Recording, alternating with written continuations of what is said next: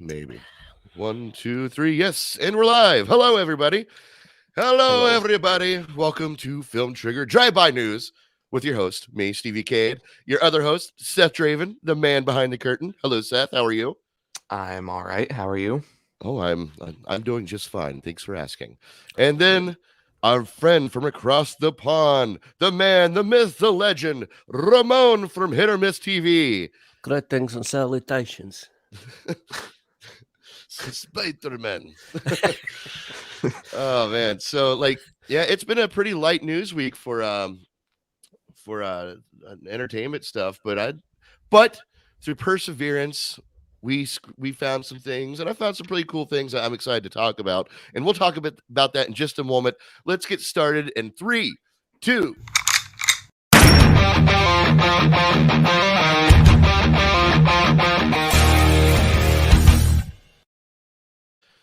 All right, and no show would be complete without the I blame Dan Aykroyd hashtag. Oh yes, it's back.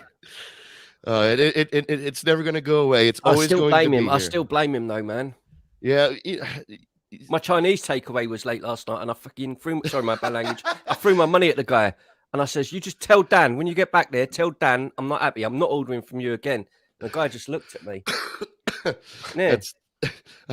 Tell Dan Aykroyd.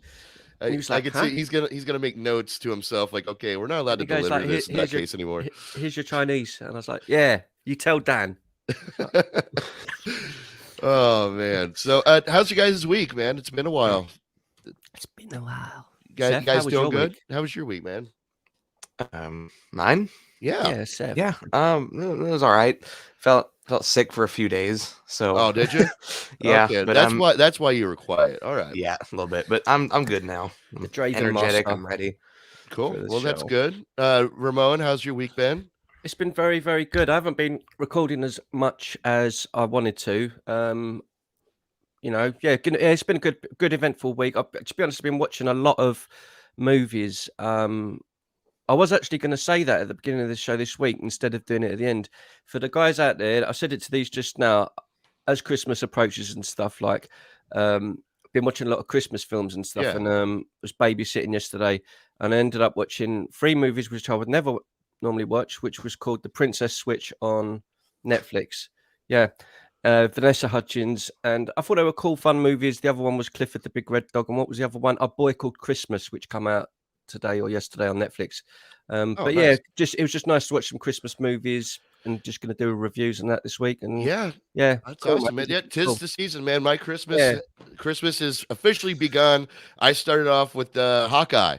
I watched Hawkeye last night, which we'll talk a little bit later, but it definitely pumped up the Christmas mood. I got my Christmas lights up, and then woke up this morning. And they don't work anymore. And this, my sister gave me this just now. It's Rafting on the Martha Brae. Martha Brae is a lake that's in Dr. No, James Bond 1952. And my sister just got it because she just come back from Jamaica. And she just said, here, I got that. And it's got 007 on the back. And I was like, nice. It's cheesy, it's nerdy, it's pathetic. But she gave it to me and I was like, you're the best sister. That's and then awesome. That's awesome. But yeah, sorry, your lights, man. Your lights. No. My light story pales in comparison. No. 007 shirt. No, I was just saying. I woke up and all my lights I put up yesterday stopped working. Every single one. Yeah, that sounds about right. Oh, yeah, I was a bit sarcastic. I felt there, Christmas Seth. Drain from my body, like my spirit that I had. Yeah, the day before. That was a bit sarcastic, though, wasn't it? There from Seth to see that sort of under the breath, sort of. No, there's no surprising there. Like it was expected. Do you know what I mean? Well, because Seth knows my luck. It's just not very nice. Like, we're supposed to be, buddies here. We're supposed to be close. We're not supposed to dunk on each other. I think that. No. Seth is completely accurate. That is my luck. I'm the 1 out of 10. 9 times out of 10, it's not going to happen. I'm the 1. That's how it's going to work. All right, gentlemen, you ready to dive into some? But you just said, wait a second. You just said about your warm up for the week. Whoa. Thursday was Thanksgiving. How come you've not mentioned it? Like, was it good? Was it bad? Did you eat a lot? What's going on? Yeah. I mean, it was a decent time. I went out to a show the night before, and then had Thanksgiving with my mom and dad. Did you eat a lot? Oh yeah, I pigged out. It was Fat Boy Thursday for sure. Nice. You, Seth? You see, that's what I was gonna do. That was one of the days where I felt like garbage. So I just kind of like sat there. We did watch a movie though. We watched a movie called Noel on Disney Plus. It was really cheesy and Any good? no, not really. Oh. It was okay. It was like just dumb, cheesy Christmas movie. Like I didn't like it, but I'm not gonna like tell you not to watch it. Right. It's all right. Well, we were watching. We were trying to figure out what to watch, and like Big Dad, which is what we call Seth's grandpa, my dad. We call him Big Nice. Dad. Big Dad didn't want to that. watch. He didn't want to watch Elf without Seth. He felt guilty, so he was trying to find something to watch, and I'm like, so I looked up Thanksgiving movies, and I found out Grumpy Old Man is a Thanksgiving movie. So we put it on and watched Why Grumpy do Old I Man. know that? Is that Walter Matthau? Yeah, Walter Matthau, Yeah, Jack Lemmon. yeah, of course. Yeah, classic. And I'll tell you what, man, I forgot just how funny that movie is. Yeah, But yeah. I've actually never seen that movie before. Well, Good Big Dad owns it. It's pretty good. Maybe I'll watch So it. Ramon, you guys don't celebrate Thanksgiving No, over but there. Big Dad, I love that. That's so funny. So you don't celebrate No, Thanksgiving over there. no. As a matter of fact, last week before the show, you had to ask me What it was all about and stuff. what's Thanksgiving all about? And that was very Yeah, interesting. but this again, we don't talk about it a lot though. But this is another thing. I know it sounds cheesy and everything, but this is the whole thing that's amazing about social media and stuff because we're doing these because we've met via the internet, and it's this sort of stuff, having these conversations. So that's what I'm saying. I wouldn't have even known it was Thursday because we did the show. Like these things are in my conscience like all the time. Do you know? It's just crazy. It's but no, we don't celebrate it. So it's only because I work with you and a few other guys over in the States that I know this stuff. So yeah, well, it wouldn't make sense for crazy. you to celebrate it because it's an Yeah. event that happened specifically in America. But Yeah. I told you there's two sides to that whole Thanksgiving story. But yeah, and it's on Thursday every year. Like the date doesn't Oh, stay I the didn't same realize date. that either. I didn't know Yeah, that it's like either. it's the last, I think the last Thursday of every November. Oh, Yeah. so that's what I was wondering. So it's not a specific date then. It's just the last Thursday of the month. Yeah. Yep. That's it. Because I kind of wondered that as well. Because I was thinking I wasn't sure. Okay, now I know. There you go. See? And knowledge is power, my friends. Yep. All right, let's dive into some movie news. For anybody watching, please comment, give us your thoughts on whatever we're talking about, your ideas, or if you disagree with something we say, we will be chatting with you live in the comments as well as here on the platform. All right, so I'm going to try to screen share here, and hopefully it doesn't get jittery. So, all right, so there we go. Evil Dead Rise is a family affair, reveals executive producer Bruce Campbell. Now, I didn't know this had a title yet. I must have missed that. So they're rebooting Evil Dead. I'm pretty sure they're rebooting it. I don't know if it's a continuation or reboot. It sounds like a full-fledged reboot. And what they're doing is it's going to be a family affair. According to Bruce Campbell, he says, this is not the same at the end of the movie. Well, they're all gutted. The whole family is destroyed. These people get possessed. Brothers, sisters, sons, daughters, Yeah, this is a family affair. This one's a family affair. Wow, he's repetitive. They're all related in this one. And I think it makes the possession and killing of your sibling, things like that, even harder because of the original Evil Dead. It was only one brother and sister combo, Ash and his sister Cheryl. The rest were friends. Now this is they're all related in this household, much more excruciating. So yeah, so it's going to be a family affair, and I think that makes sense. I don't know how I feel about them rebooting it. I really was a huge fan of the last Evil Dead. Agreed. And it's only because you was going on at me the other week about rewatching it, and I enjoyed it a lot more the second time around, to be honest. Oh yeah. Oh, so you did rewatch it? Yeah. I watched it.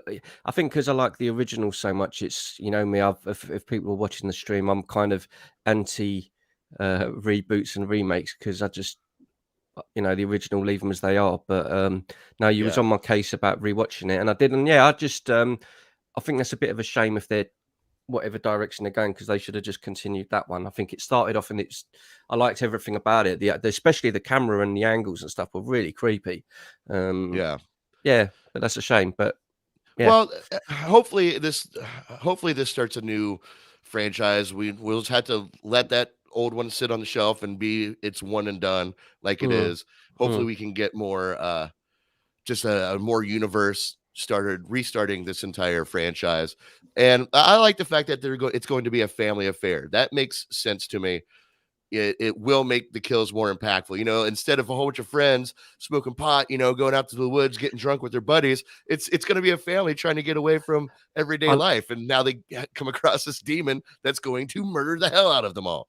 I know this is going to be a bit of ignorance on my part, but with Bruce Campbell obviously playing Ash, what was his position in terms of behind the scenes for the originals? I should know, but I don't. But was he on production or writing or anything for any of the other movies? I don't know. Well, I think his involvement, and Seth, chime in if you know any better. I think Bruce Campbell's involvement was more just, he was just made a movie with his friend, you know, and then he got more involved as the movies progressed, you know. Now he's obviously a producer, a co-producer with Sam Raimi, and he's been a producer for all the films since the first one. I don't know if he was a producer of the first one, but since then I know he has. And you know, him and Sam Raimi, you can't separate them. That's why he makes a cameo in every Spider-Man movie, and most likely the Doctor Strange movie coming up. So if I'm not mistaken, Bruce Campbell and Sam Raimi use their own money to fund the first Evil Dead movie. So, you know, they didn't get the money from like a studio or anything. They were using money out of their own pockets. So he would have been a technical producer, and that would have made All right, well, it's good, man. Thank you for letting us know that. But when it comes to the Evil Dead Rise, like, I'll tell you what, guys, I'm going to be honest. Like, as excited as I am to get more stories from the Evil Dead franchise, I'm getting tired of reinvesting myself. You know, I got introduced with the 2013 reboot, loved it. So I went back and watched the older ones. Okay, now I'm reinvesting in a new character, well, new to me. I'm like, okay, got it, cool. Well, Evil Dead, the reboot, never got a sequel. Instead, we got Ash versus Evil Dead, which is its own little world. And I got reinvested in that, and then they canceled that one. I quite enjoyed the TV show. I was because it was so I don't know. I think it was so well done, and he's so funny. He's so funny. Right.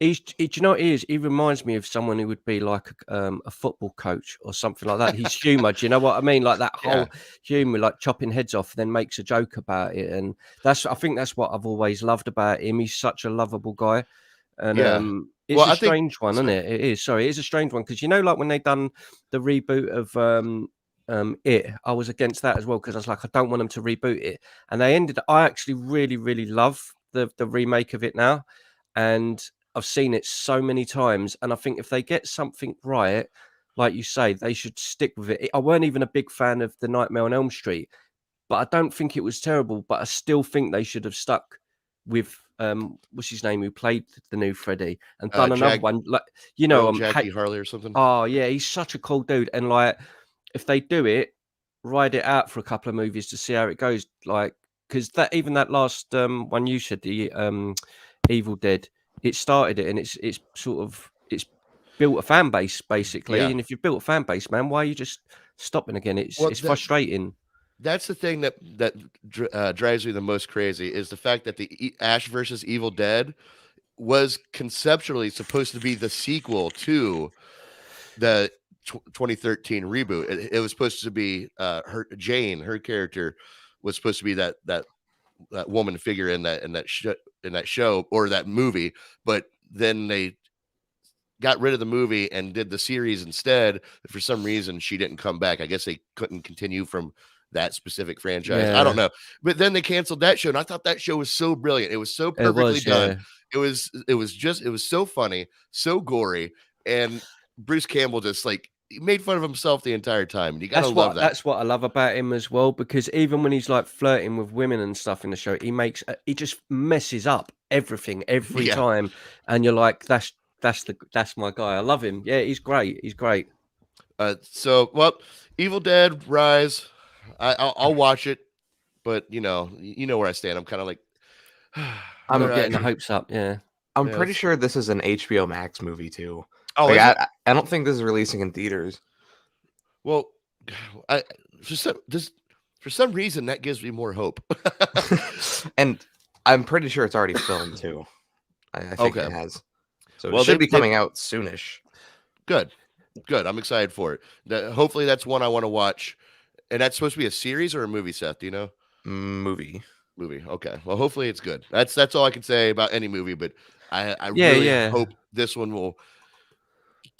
I really hope it will stay in the same light as the TV series, be that gory thing, but also have that comedy. Do you know what's mad? When we're getting on this, it's making me think of it. Is some, when we talk about movies and stuff, and we kind of go, "Oh, this is getting a sequel." And we're, I'm in an ahhing on certain movies and stuff.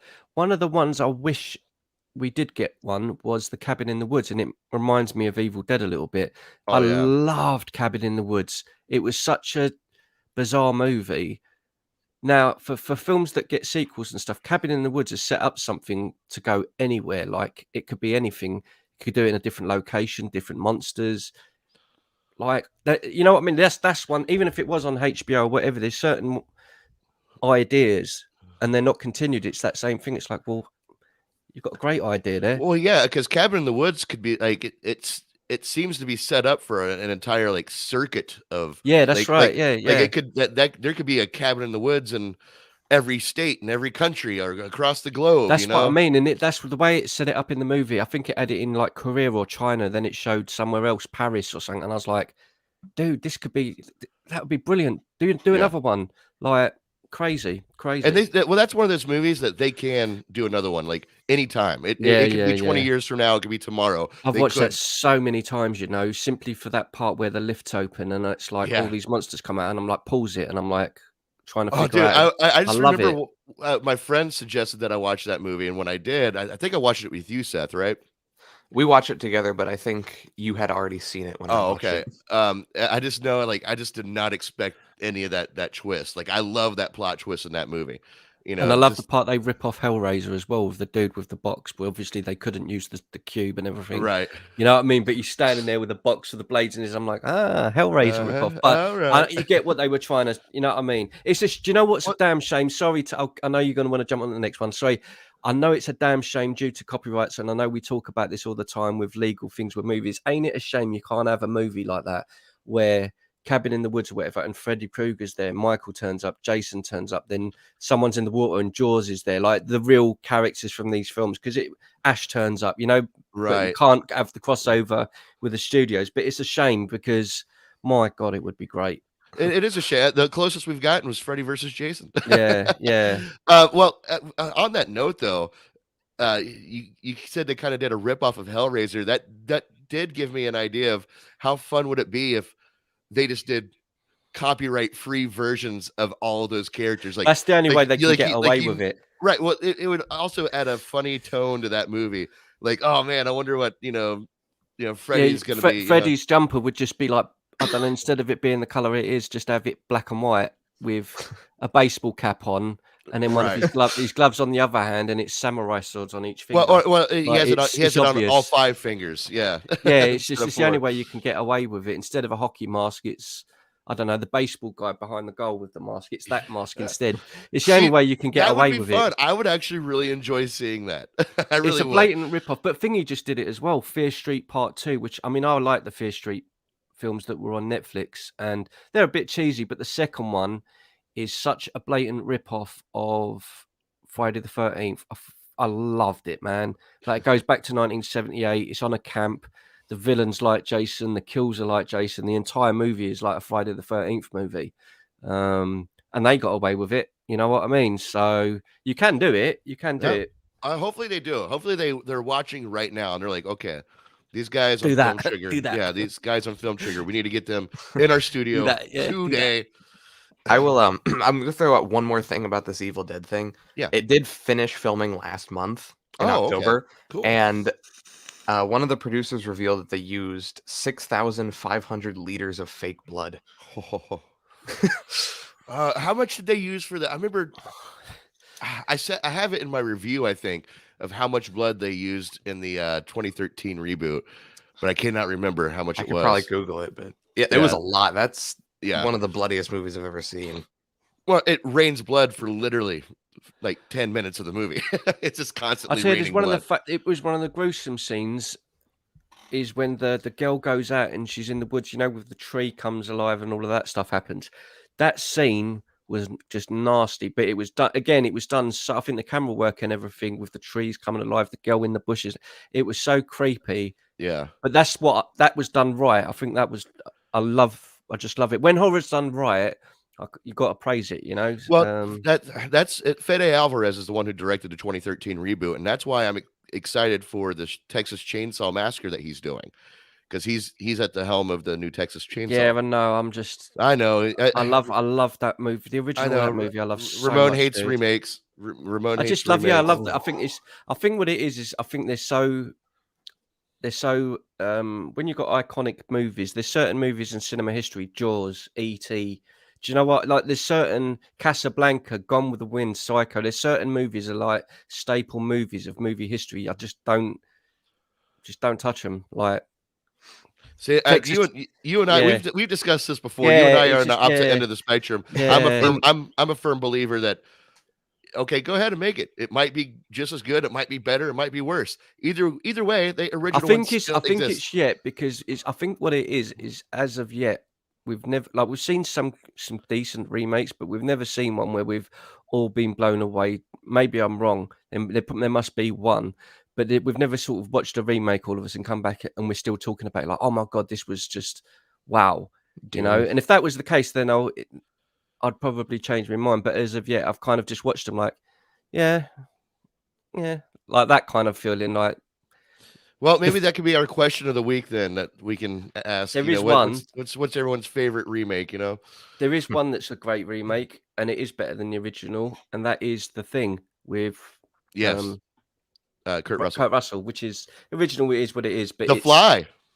Oh, mate, that's a difficult one. That's a difficult one, man, because I love the original as well. That's difficult. No, you love the original one? You really do? Oh man, what a laugh. That part, well, yeah, that is. It's hilarious. But that part at the end. Do you remember the part at the end on the web? Yeah, mate, that freaked me out. That is just awful. Well, that might be a nostalgic thing for you, because I actually didn't watch the original. I watched the remake first. So did I. So did I. But no, have you seen the original, Seth? No, I've only seen the one. It's cheesy, like he says, but there's this part at the end, and there's got terrible visuals, terrible graphics. But the dude's caught in a fly, and they go to a park, and he's in a fly, and his little head, he's got a human head on the fly, and he's screaming, and a spider walks towards him to eat him, and they just watch it happen, and it's just mate, help me. It's cheesy the way it's done, but the thought of that, your head part of a fly. And then you're stuck in a web and the spider's coming. No. Don't like that, mate. No. Yeah, Seth. I was gonna say, since you asked, the Evil Dead 2013 movie used around 70,000 gallons of fake blood. Whew. Which is a lot less than the new one, but that's okay because the new one is still alive. That's a lot. Wait, what's the new one again? A little. Let me look again specifically. Almost 2,000 gallons they used for the new one, but in the 2013 one they used between 50,000 and 70,000 gallons. Oh wow! That means they're gonna have like a lake or a river or something that's blood. It's got to, because that was a lot. All right, gentlemen. So new Evil Dead. I'll definitely watch it. Yeah, but I'm the same as you. Yeah. All right. So and you said that's on HBOmax, right, Seth? Yeah. Okay. Well, HBOmax, hopefully when they do release it, they do release the correct version of it, because they That's cheeky. They did a little boo-boo here. HBOmax adds the TV 14 version of Birds of Prey accidentally. So if you're looking to get Birds of Prey and you're going to sit down like, oh man, I'm the one person that loves this movie. And you sit down, you watch it. You sit down, you watch it, and it ends up being the TV 14 version. I'm confused. When I read about this, I'm confused, because what was in the movie? Was there anything in the movie that I'm missing out on that was super over the top? I can't remember. I think just bad language. Right. Yeah. And Black Mask explodes at the end of the movie. Yeah. Yeah. When I read about this, I wanted to see exactly what they did. So I didn't watch the movie, but I skimmed to the end where Black Mask dies, and it's literally just cut out. Like you see the explosion start, and then the next shot is the part where, like, you know, his body parts are supposed to be floating in the water, but the blood is edited out of that shot. So it's like, okay. Well, like, I guess you get the point across, but why? Well, they didn't do it deliberately. It was an accident. I guess, I don't know. They just had it, the two versions right next to each other. Studios and everything are weird of what they find across the mark, because I mentioned this before on our streams. You say like that, and you go the explosion. You go, well, kids, because it's a bit much for kids. Yet Jaws is still a PG, and it shows a dude getting eaten by a shark on screen. Well, yeah, but that's different, because movies like those came out before the PG-13 rating, didn't they? Yeah. Yeah, you know, that's why, like, Poltergeist is PG, because it came out before the PG-13 rating option. I'm gonna say it to my cousin. I'm gonna say, right, let me babysit again, and I'm gonna watch Jaws and then Poltergeist. Trust me, guys. I'll make sure every movie we watch is PG. Okay. Yeah. Opens 1970s PG vault. Yeah, that's what here I we mean. go. Yeah. Have you watched Ghostbusters yet? No.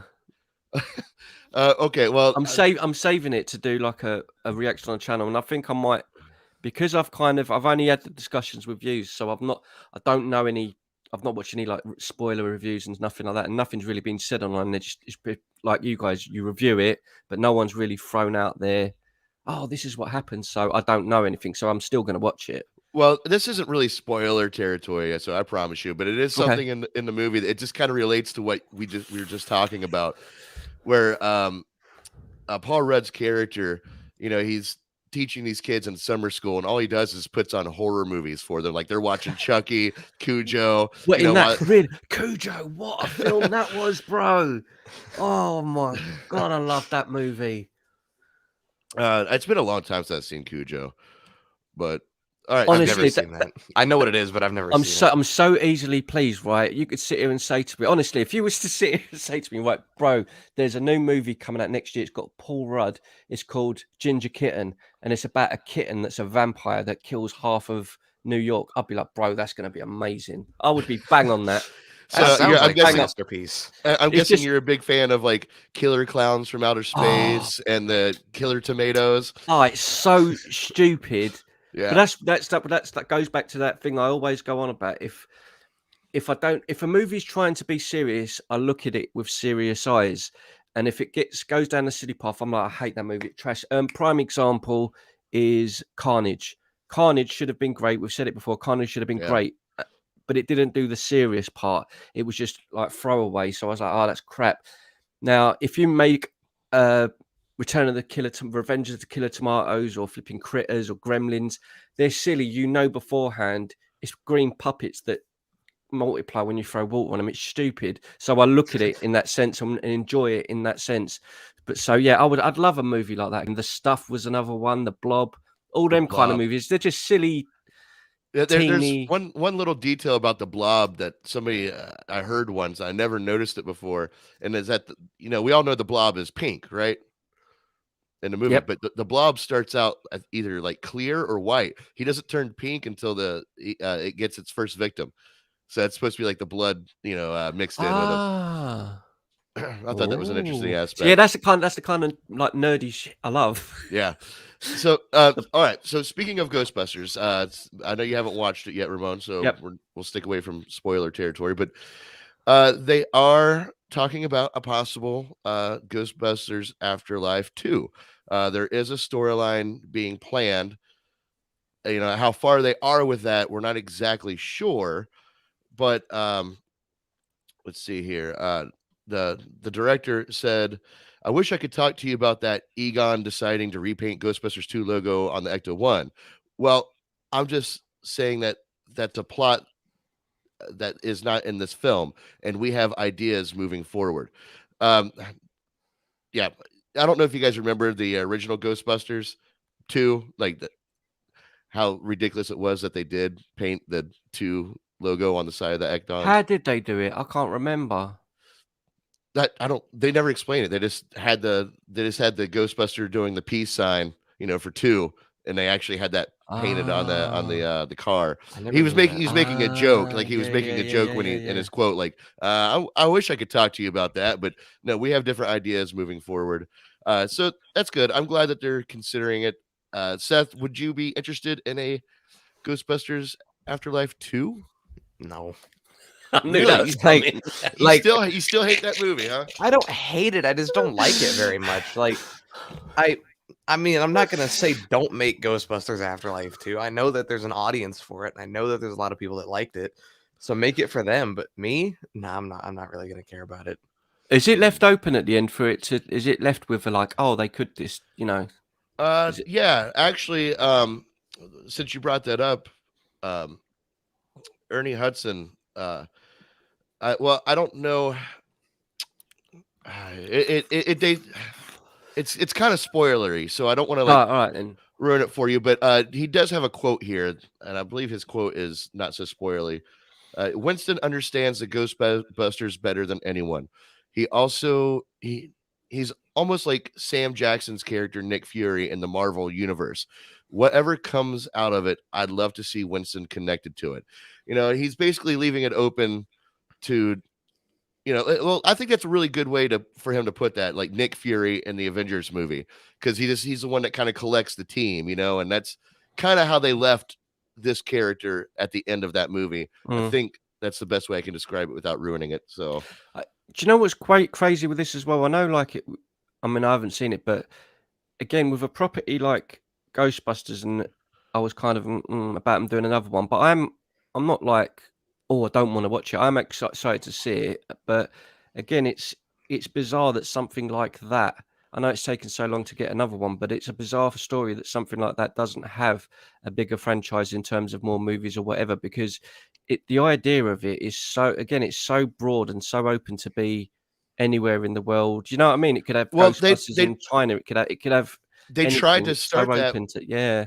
with the 2016 movie. They tried to open that up. If you remember, at the end of that, it didn't show Ghostbusters logo. It showed the Ghost Corps, like a corporation logo, meaning that they were going to start other franchises. And they even mentioned that, I think, in the first Ghostbusters movie ever. He's like, the franchise possibilities are endless, so it's always been something that's been flirted around with, but I think they finally set it up in this movie to where you've really got to have, that's what I mean. You've really got to have, though, like, if say, I wouldn't be opposed to that, but you've really got to have a great cast. You've got to have a cast who's probably quite young, and 2 or 3 or 4, whoever is in it, but a young dynamic cast who is like big name actors. Do you know what I mean? Like the 4 big names that jump in and you go, right, these guys are in it, and it's going to grow on and continue. Because like the original, Dan Aykroyd was huge at the time. Bill Murray was, you know what I mean? You had a cast that was your SNL Saturday Night Live cast guys. And you had flipping Sigourney Weaver from Alien. I mean,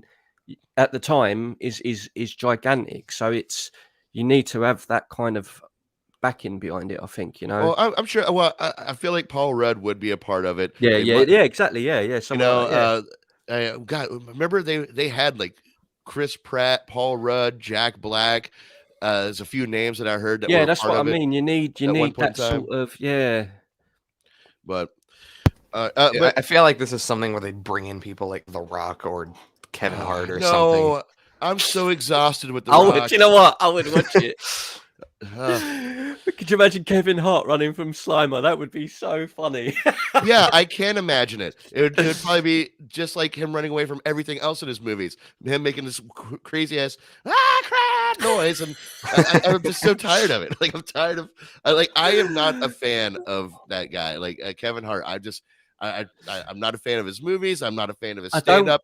I don't watch it. Yeah, I'm not a fan of his stand-up. Isn't my cup of tea. But I ain't gonna lie, I do like the collabs between them two, because he's always like the butt of the jokes. But it's that same thing with what's his name, Ryan Reynolds. It's only so long you can have the Deadpool guy in every movie.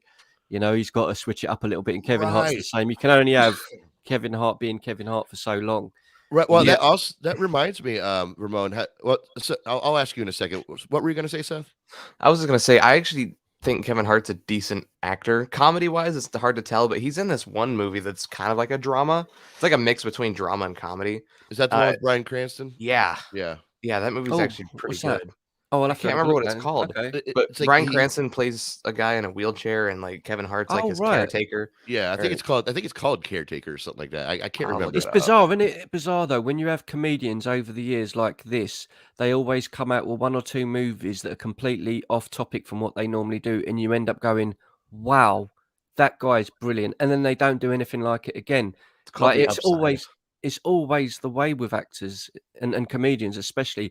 I'm trying to think of someone who was like that comedian that was in a movie. And I can't remember who it was now. It was a similar sort of thing, like you've just said, and they drop a performance, and you go, "Wow!" Truman Show's one of them. You don't expect him. You don't expect Jim Carrey to do a performance like that. Yeah, like it's not. That's not Jim Robin Carrey. Williams, prime example. When known as a comedian, then he comes out and does these... Mork and Mindy, and then when you watch him in a movie giving emotion, he just hits you in the chest, bro. Like Robin Williams. Yeah. God, incredible he was, man. I still get chills with 1 Hour Photo. Yeah. No, that the other one of me was Awakenings with Robert De Niro. Like his performance, Robin Williams, is like, I think with a comedian as well, he seems to get with the tone. Yeah, they seem to get like a natural ability to react normal and show normal, how a normal human being would act on camera. I don't know what it is with comedians. They seem to get a very real. Well, I think to become a comedian, and I've heard comedians say this before, like the fact that they can find humor in a lot of things where people normally wouldn't find humor, it takes a lot of like soul searching and like thinking really deep about things. So yeah, they're in that realm of thinking, and then they bust out, with comedy typically, but they can definitely stay in that pool of despair, and it's for some actors it works out very well. For other actors, not so much. But it was always hard for me, because whenever I see, when you say Robin Williams, him especially, when he's on camera and you see him getting emotional and tears in his eyes, it proper messes me up, because he comes across as so natural and it comes across as so real. And I think, comedians for some reason just seem to be able to get that down. They get that down to a T. Aaron White says I first say Kevin Hart and Grudge match with Sylvester Stallone and Robert De Niro. He was hilarious. I'll have to watch that. I don't know if I don't think I've seen that before, Aaron. And by the way, Aaron, good to see you, buddy. Thanks for joining in with us here. Let's see. Oh, okay, I still got the Ghostbusters banner. Okay, so we had Thanksgiving here in the States this past week. Sorry, I gotta hide this. And Zack Snyder shared a photo of his Thanksgiving turkey. Sorry. And well, if you follow Zack Snyder a little bit, things aren't always what they seem, but he always makes it seem like it was an accident or something like that. And I didn't know Henry Cavill poster was in the background there, and it said Justice League 2 on the back. Oops. Yeah, right. Yeah, exactly. So, well, let's just add this here. He's smart. He's smart. He's clever, I think, because he sprinkles it on for the audience to sort of like get everyone going. He's smart. And he's like, "Hey, happy Thanksgiving." I think there's an actual video of this, but I just pulled up this photo. But do you guys notice anything funny here? Anything different besides a possibly overcooked turkey? Yeah. Yeah, right. That's do you know what? That's so strategically placed. It's so strategically placed. He's a G when it comes to, like, you know what? When you think about it, I know he's famous anyway, but you need someone like him working in your promo team, because he's a genius at promo to sprinkle little things in. You know what I mean? He's good at it. Yep. And what he's teasing here is possibly teasing is Final Crisis book that's sitting in the back, which I don't know much about Final Crisis. Do you, Seth? If I'm not mistaken, it's related to Crisis on Infinite Earths. Like, I'm pretty sure that's what that is. And at Fandom, they teased a Crisis on Infinite Earths movie. So, things are kind of maybe lining up. Yeah, but Zack Snyder's done with Warner Brothers. So, like, or is he? Well, who knows after this Discovery merger? Who knows what the possibilities are? There's a theory going around right now, and like that is clearly the Final Crisis book. Like, there's no denying that. That's what that is. But the 2 books on top of it, a lot of people looked at some old photos that he's posted, and they look really identical to the books that he would keep his Justice League concept art in. Like you talking about this right here? Yeah. Oh, Do you know what gotcha. he should do? Do you know what he should do? Just I would give him. I mean, I praise him in this. You know, there's the Snyder stuff. I'm not mad on the zombie stuff, but I would honestly, before Christmas, if we got something like this again, and then on the side of the thing it said, not Justice League 2, not Man of Steel 2, not like if he'd done something like that to joke. So, I would laugh so much. I would laugh so much. Well, but he's always so mysterious in what he posts. So like, it's never blatant what you see, you know? But let's see here. So yeah, but what could that tease? I mean, if Justice League 2 isn't announced in 2022 after the merger of Discovery, I will shave my hair bald live on air. Oh. That's how confident I am. Okay, you heard it. You will do it live then. So. I'll do it live. I'll get a razor and I'll start shaving my head bald live on air. Yeah. Okay. So save the date. Would that be January 1st, 2023? Yep, January 1st, 2023. If this goes back to the thing that I said on the live stream with Al. I shoot my mouth off before I think. All right, well, no, it's okay. It's not like we're being recorded or live or have an audience or anything. So, all right, you heard it here, folks. January 1st, 2023. If Justice League 2 has not been announced, Ramon from Hit or Miss TV will shave his head live on air. I'm down with that. Seth, we put that in the calendar, please. Yep. Phone. All right. We're gonna have to start doing this with a 30-second delay so we can cut things out. Note to self: never add you as an admin so you can cut these things out. Yeah. Oh, Aaron White, he's already got on his calendar. All right, cool. Oh man, all right, thanks, Aaron. What an idiot! But that's no. But you know what? I stick by it. I still genuinely say whether it's like a TV thing or I don't know, just gut feeling, isn't it? You know when we've spoke about this before, but you know when you have a gut feeling about something. Henry Cavill again the other week saying something about wanting to continue with Man of Steel 2 and the ideas and that. You don't do that in live recent interviews, still talking about it. Why would you? It's gone. If it's gone, it's gone. But for the actors and Zack Snyder and people still to be sort of throwing it out there, they all obviously, even if nothing's arranged, it's obvious that they've all still got their heart in it somewhat, you know? Yeah. Bizarre, really. Here we go. All right. So now you have to keep it there. Now there's no way you forget. Well, yeah, we'll just run this scroll at the bottom at every show. That's how we're gonna. No. What you got to do is you got to not bring it up so Ramon forgets about it, and then bring it back up randomly on January 1st. Yeah, drop the bomb. Yeah. All right, hold on. I'm out of rotation here. Be funny though, wouldn't it? Eh? Oh, damn it. All right, I'll be right back. My dog is barking a lot. I'll be right back. Okay. Gonna say I thought that was my ex. What's that? I was gonna say I thought that was my ex. Again, live on air. Never a dull moment. Sorry. Do you think I can do it while we're live now and discuss it just before Seth gets back? Do you think I get myself in trouble and should be more careful about what I say, or do you think I should just go ahead? No, that's what makes you, man. All right. That's what you're that extra spice in the soup of our show. I will go ahead and bring this up because Seth, ironically, even though he's named after the fucking movie, this is why I hate you. This is why I hate you. I am back. This is why I hate you. Why do you hate me? Why do you hate me, Ramon? If you do this live, it's not funny, mate. It's not. Do you know what? I really do. I do. What do you hate me for? No, I didn't make this. Do. No, listen, you said your Christmas lights don't work. I hope you put them all up again and you're happy and you wake up in the morning and they're broke. That's what I hope. I do. I hope your Christmas lights break.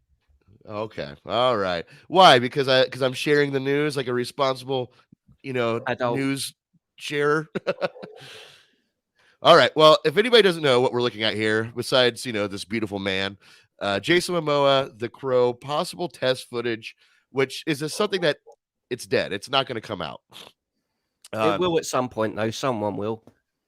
I don't know. I don't know. I think it's not like they've got respect for the dead. Come on, it's Hollywood. Sorry, but it's just it just didn't come to pass. But I think do you know what? It wouldn't surprise me if that was leaked and put out just to see what the response is, and if everyone's like the Deadpool thing.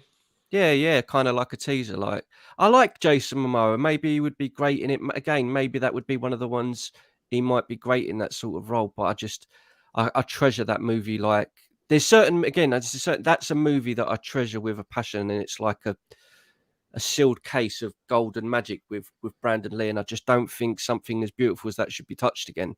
Like, right. That's his magic movie, man. That's his legacy. Yeah. Yeah, like, I don't know. That's just me with that. You just shouldn't. I see what you mean. I'm on the fence about it, man. I really am. Like, mainly just because there is one thing to like have your what am I trying to say here? To respect the dead, the actors that have passed.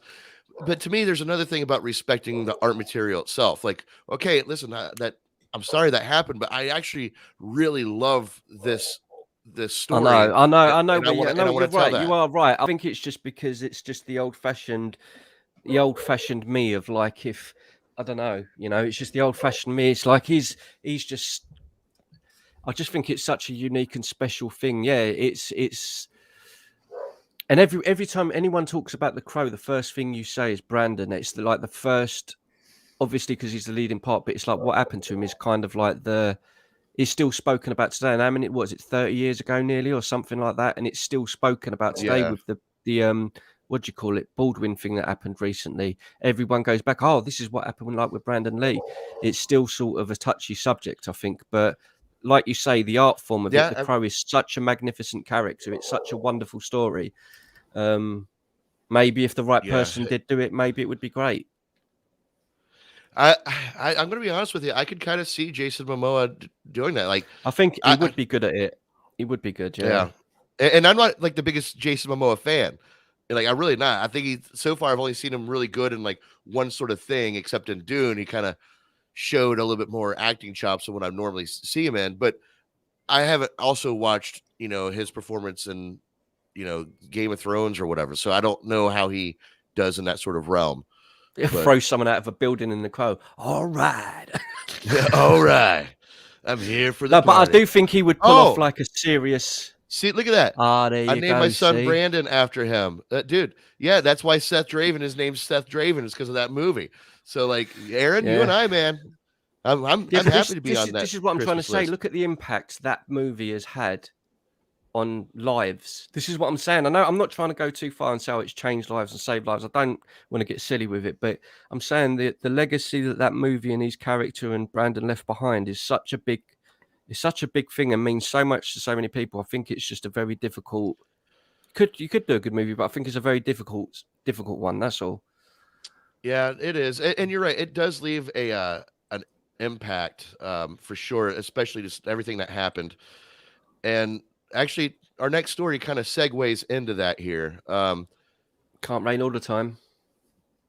Because Ridley Scott says Idris Elba thought he had been shot on his movie set, which is the only reason why I'm sharing this. The movie American Gangster, there's a scene where Idris Elba has a gun pointed to his head, and he was so nervous about an accident happening, but the gun was completely safe. Like, the barrel was completely blocked, so no bullets could get through it. There was nothing that live about that gun. Like, it could not be shot at all. But it still like recoiled and made a bang sound. It still did all that stuff, but it had no blanks in it. And so he did the scene, and when I think Denzel Washington pulls the trigger and it clicks, Idris Elba fell onto the ground screaming, "I've been shot." He thought he was shot in the head. And it really shows, like, the reason why I wanted to talk about this, especially in light with the recent movie with Alec Baldwin that came out, obviously The Crow. This is something I didn't really know was an actual major concern for films. Like the fact that these actors are why there's live rounds in a movie at all just completely shocks me. Like it makes no sense why that should even be a thing. Why they should all just be prop guns and everything should be digital effect. I've never understood it, to be honest, especially Yeah. now with the amount you can do with flipping effects. Jesus. Right. You know, it makes no sense to me. Why it's like that. But yeah, I just wanted to share that because it's especially in the light of, you know, what just happened with that new movie. You know, like that's an actual fear that actors have that actors have. You can go into a movie set, play pretend, and might get shot for real because of stupid reasons. It's so silly and should not happen. No, I think people are more conscious of it. That's what I'm trying to say. That's why I'm still so shocked that this happened with Alec Baldwin on Rust, because like when we spoke about it when it happened, I think the story of what happened with Brandon Lee after all these years that's what I mean. It's still spoken about now in popular culture in terms of like movies, and you talk about accidents on films. That's like one of the biggest. Everyone still, I'll remember the thing with Brandon Lee. So it's like you, I don't understand why there's a need for any sort of live weapon rounds or something on a movie, because everything's done in post-production in terms of visual effects and stuff anyway. So I don't understand. But then we're not in movies, so I don't know what the reason is. There might be some sort of reason behind it. I don't know. I don't understand either, to be honest. Yeah, it doesn't make any sense. It doesn't make any sense why that should be a thing. I don't get it, and especially in today, like especially with this Rust movie. There's no reason why that gun should have had a live round. I don't get that at all. No. Oh no. Man, the family of the person who got killed, man, they better sue their fucking asses off for everything. But I think that's obviously going to go on for the next few years. But someone's going to be held responsible and accountable for it. But yeah, essentially the production, but they're going to sue everybody. And you can sue the director, you can sue the producers, you can sue Alec Baldwin, who's also a producer. You know, you can go down the line and sue everybody who's involved. I think it's like this isn't a positive, but then it brings to light the reality of things can happen at any time and any place or whatever. Maybe we don't hear about it, and this sort of thing has happened behind the scenes before, and it's never made it to the mainstream.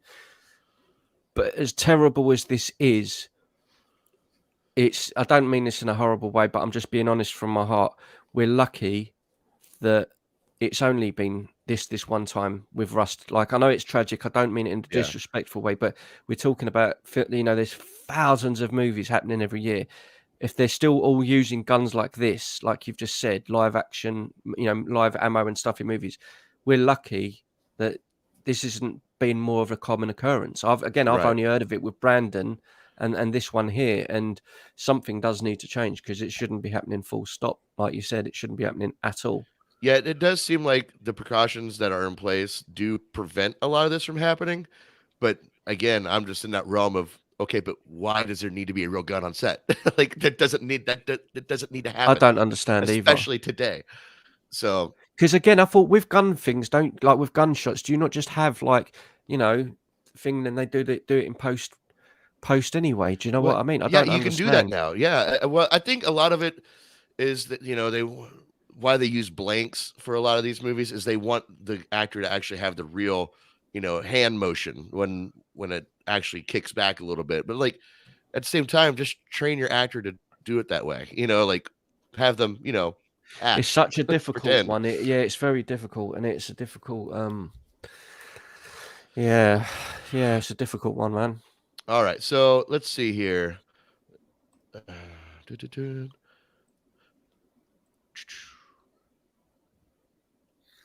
There we go.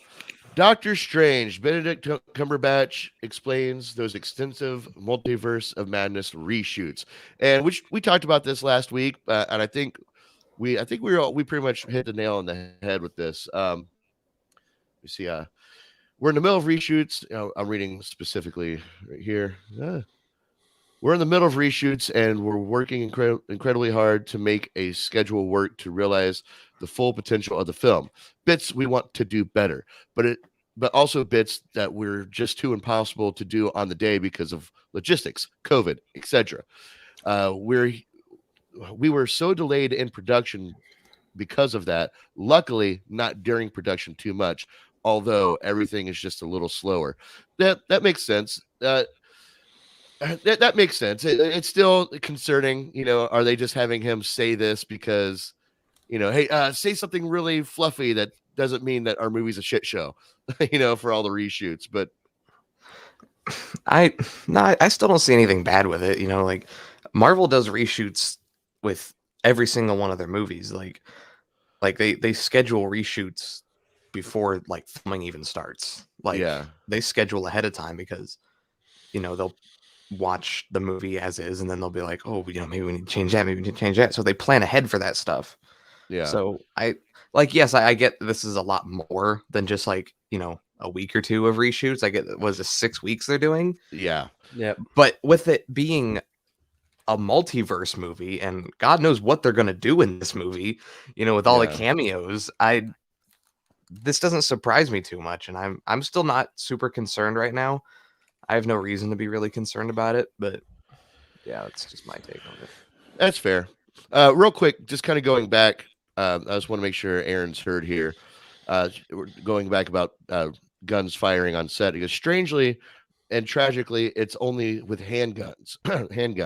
And any action movie in the 80s, like Predator or Rambo, with full auto or semi-automatic weapons and no tragedy. That's a very good point. And I think there's a reason for that. No one's stupid enough to stand in front of an automatic machine gun. Right. I'm pretty sure that all automatic rifles are automatically just prop. Like, I don't even think they're made out of real metal, or just made out of aluminum. Like they're probably just. So again, if they've done it with them, what's the excuse? If that's the truth, there you go. That's what goes back to the point of, well, why can't you do it with handguns as well? It's the same thing, isn't it? Right. Yeah, it is. Something has to change, mate. It does. Yeah, something definitely has to change. But yeah, I just wanted to make sure you were heard there, Aaron. Thank you for chiming in. But yeah, the reshoots, I'm not too concerned about it. I'm really, really not. I think the reason that he gave, about the pandemic, just working out schedules and their stuff, they kind of want to fix, that they want to do a little bit better. I get it. That makes sense. I'm not too concerned about it. So I'm just going to chalk it up to that. And yeah. Speaking of, okay, so I almost did. You're laughing because you're going to try and trigger me again. When you do that, no. I think this one will trigger. I'm kind of waiting for it all the time now. I think you know how to push my buttons, man. I hate you. I think this one will trigger everybody. To be honest with you, I have to get it loaded up here. I don't know why. Do you mind if I just say something before I forget? Yeah, because I will forget. I know it's completely off subject, but it was just in my mind and I'll forget it. HBOmax, The Matrix is coming on there on the 22nd of December, if no one knows. Or it's either the 22nd or the 24th of December. I didn't know that. It's coming on HBO the same time as the theatre. I didn't know. Because I was looking up yesterday, as I said to you, about the stuff I'm going to cover.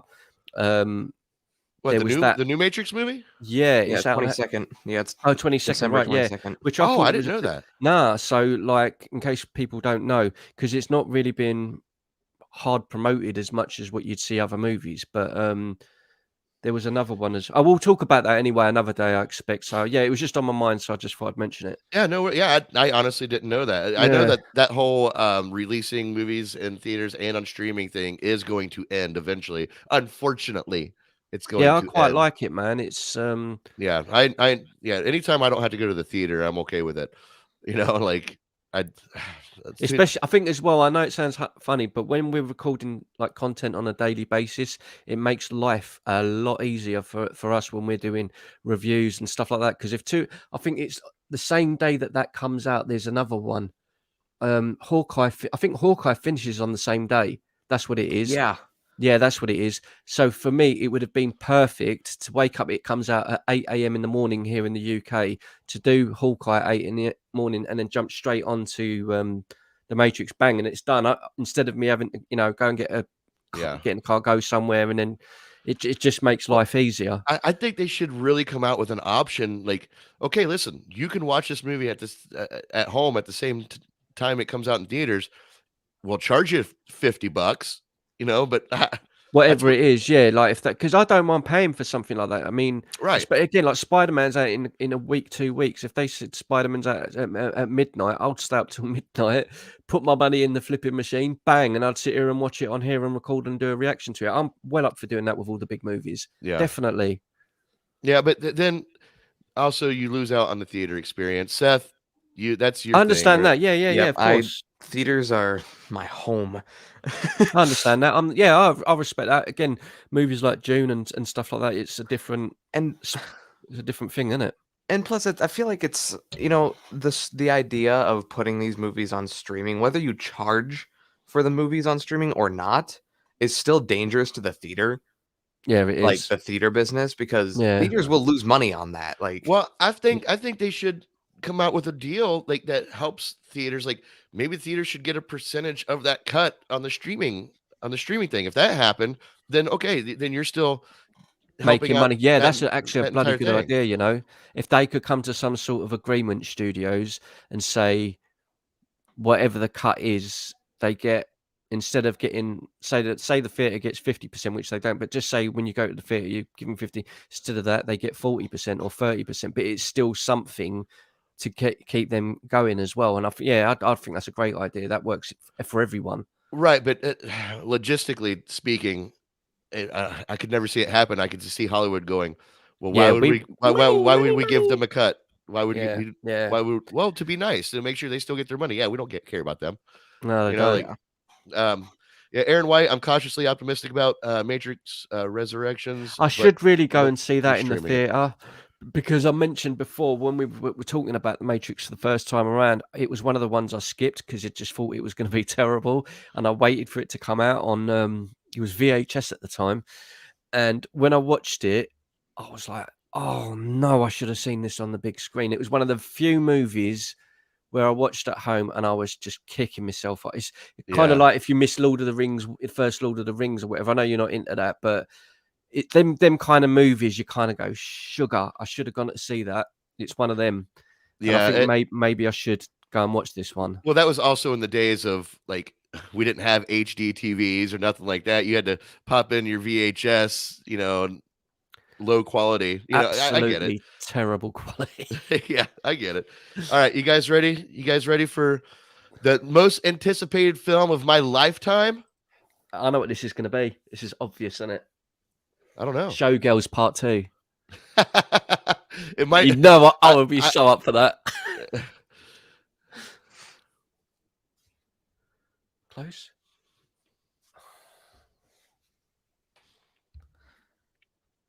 Why are we talking about Legally Blonde 3?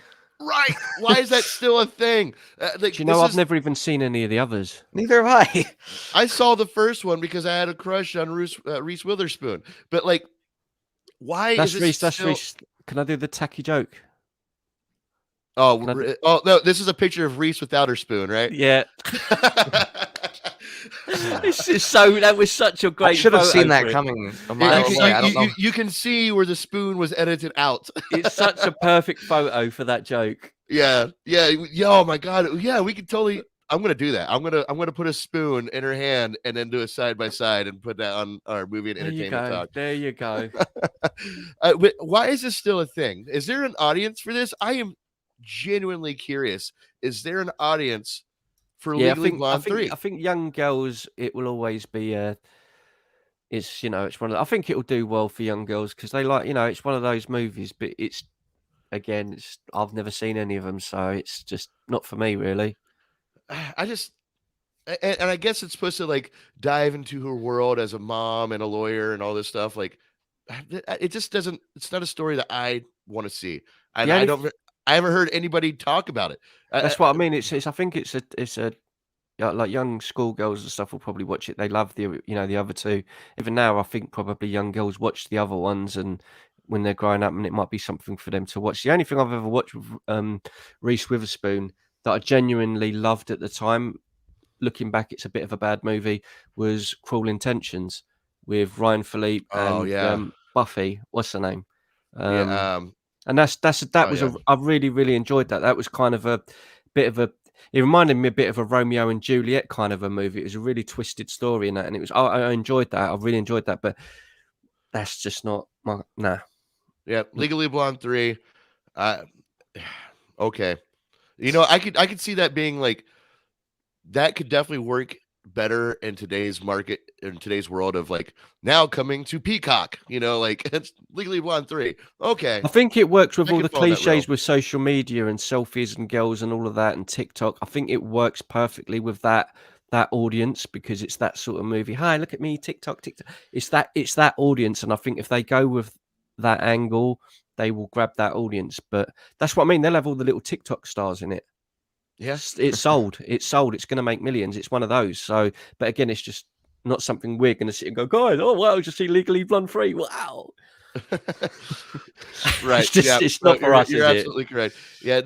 I guess there's a market for it. So, now you did mention this a little bit, Ramon, and you're not wrong, but at least you can say that the story of Showgirls has continued. it? Oh yeah, I still think she's hot.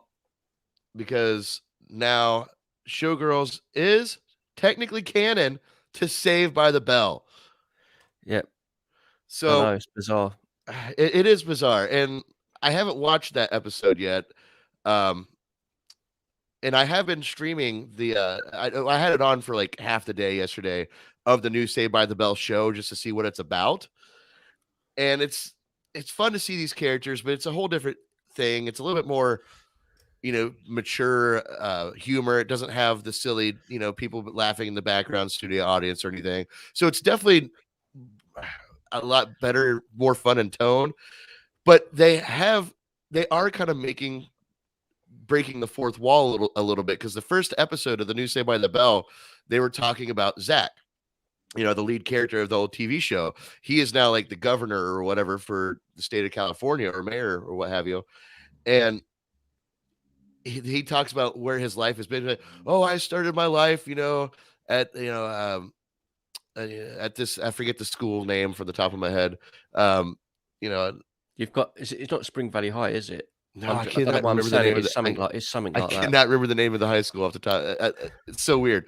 But anyway, and then he goes, and then I spent some time as a trial lawyer, and they showed a picture of him in that TV show that he did.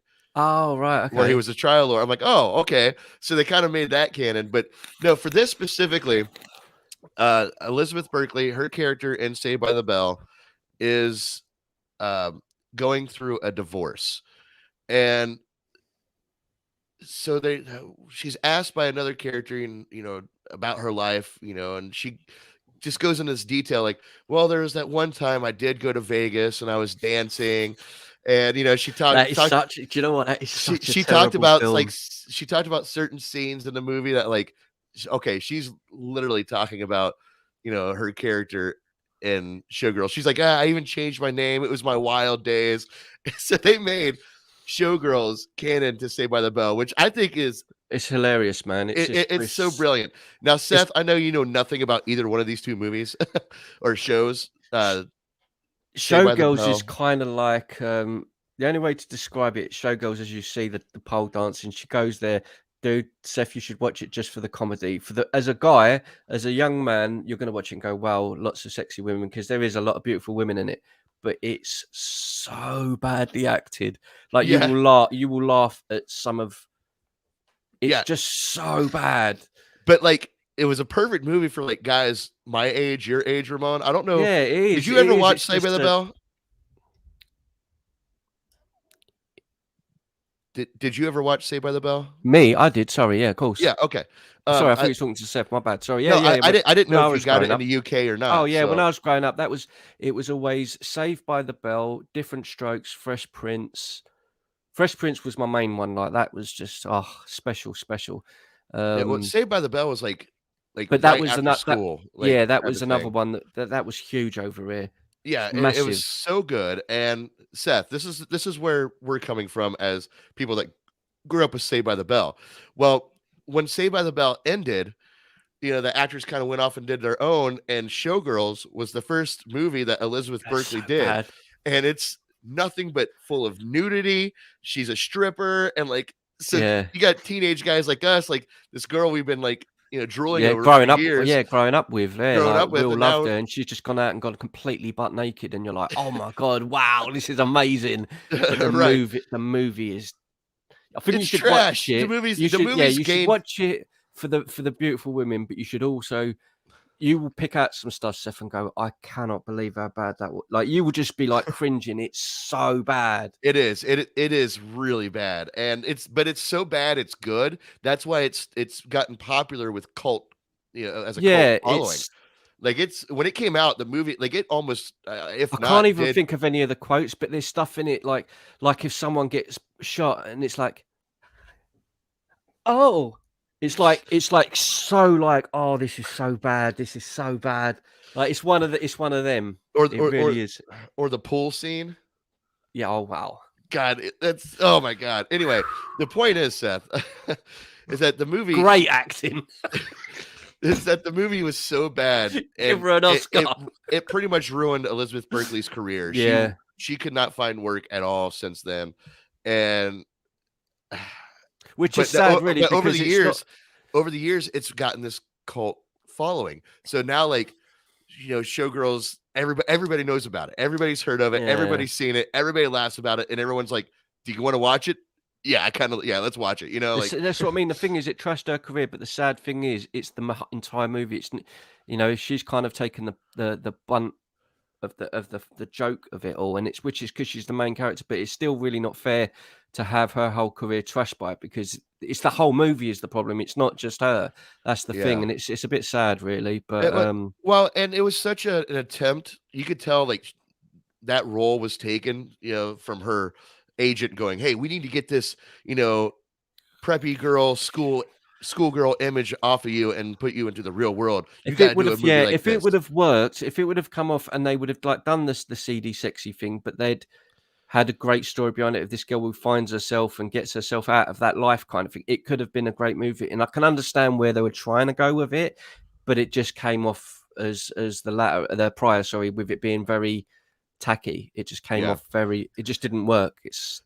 So does Showgirls being canon with Saved by the Bell now, does that make it even better? I think so. I think it makes it even better. Yeah, I think so, because I hope that gives her a bit of luck in terms of castings and stuff, because at least she's embracing it. That's her saying, look, I know I did that thing and it was pretty bad all those years ago, but look, guys, and hopefully it will give her, even if she gets like a TV show or something, I hope for her own sake it gives her a bit of something, because again, it's like what happened with Brendan Fraser. He'd done a couple of dud movies, and then it's like, oh, that person can't be in anything else. I don't think that's really fair, because it's that same thing. Was it like we rise together, ride or die kind of thing? Like you can't put it all on one person. So I just hope she gets something good out of it for her own sake, really. Yeah. Man, maybe I don't know. Look at this. I don't know if we should we do a Showgirls watch party. I'd watch it again, but look at that other dude. Like, I feel sorry for him as well. The guy who was in Wolverine, who played Gambit. He done John. Is it John Carter? I never see it. He done that one big movie that cost like 200 million. It bombed, and I've never seen him in a movie since. And I'm like, that's a bit harsh. Like, you can't put that all on one dude. But his career's gone now, and it's like.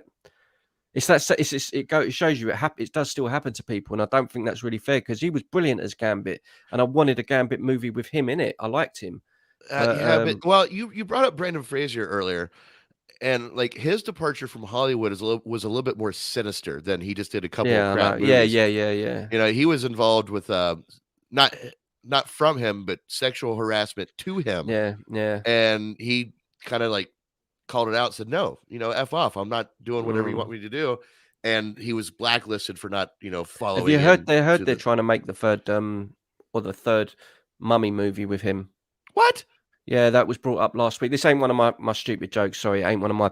No, I was reading an article the other day that it's mentioned that people are interested. The girl who was in it, who's Daniel Craig's wife, I forgot her name now, and it's been mentioned to him. And I don't mean this in a horrible way. I would love Brendan Fraser to do it for his own good, but he needs to, like me, he needs to get down the gym again, because like he's a big fella now, and I'm not in a bad way. He's a big guy, and to play that role, he's got to be like Indiana Jones. He's got to be, and again, that's what I'm saying, mentally and physically, for someone like Brendan Fraser, that would be such a great thing for him to do. Like, I would love to see Mummy 3 with all of the original cast. I would love that. So Yeah, but we did kind of touch on that before about he's going to be Firefly. Is that it, Seth? Yeah. Brandon, cool. Yeah. Yeah, he's gonna be Firefly in that new what's it gonna be in Firefly in, Seth? I cannot remember. Batgirl. Thank you. Batgirl movie. Yeah, and I said the same thing. I'm like, listen, as someone who's been a bigger guy, when you get into these action roles, hopefully he does get more fit, to just for his own safety. But yeah, he's I don't know. I don't know if I want to see another Mummy movie. I don't think I want to. I love it, man. I do. Imhotep, man. Imhotep. And Nooks and the Man. I love those movies, mate. Absolutely love them. But unless they play into it, let's say yeah. It's so many years later. He's such a great dude, though. Like, it's funny. There ain't a lot of we love a lot of actors and actresses and stuff. There's not many people that I've genuinely we don't know him, but I watched an interview with him the other day from about 6 months ago, and he was just sitting in a studio talking to someone, and he's just like, yeah, man, like things didn't work out and did the case and it didn't go well, so my career went down and I was drinking and he's just like a normal dude, and I was like, this dude deserves some love, man. Like, and you can see it online if you look at any video of his new stuff. People love Brendan Fraser, like Doom Patrol.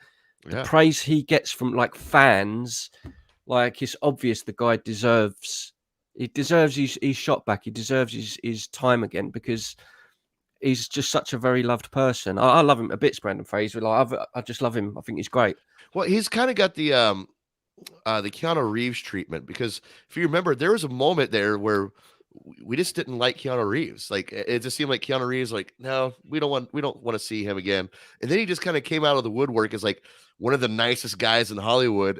And we're like, oh wait, yeah, that's why we like Keanu Reeves. That's right. He is. Keanu's another dude. He's just such a you can't, when you see like actors and stuff over our years growing up, and it'll happen with Seth as well. There'll be like someone who, like, I don't know, Usher or something, and it'll be Usher gets into a fight and hits a woman, or so and so's drink driving or drugs, or where like Keanu Reeves and Brentford, you don't hear these stories don't exist. They're just blokes or women that go and do their movies, and then that's it. They're just people, and you kind of think these are the ones that need to get the airtime, But I'm happy for Brendan though. Like, I'm so happy for the guy. Yeah, so am I. I don't know if I want to see another Mummy movie, but yes, if it did happen, I would go support him. I would go support him. I love them films. All right, you guys ready to talk some spoiler stuff? Yes. Episode 1 and 2 has dropped. I watched them last night. Ramon, I know you watched them earlier in the week. Seth, I don't know when you watched them, but I'm sure it was when you weren't feeling very well. Okay, I'm gonna, since Seth has been quiet the past few topics, I'm gonna let you take the stage here, my man. What did you think about Hawkeye, the first 2 episodes? I liked it. I've been like super excited for Hawkeye, and the first 2 episodes didn't live up, but that's fine. It's not over yet.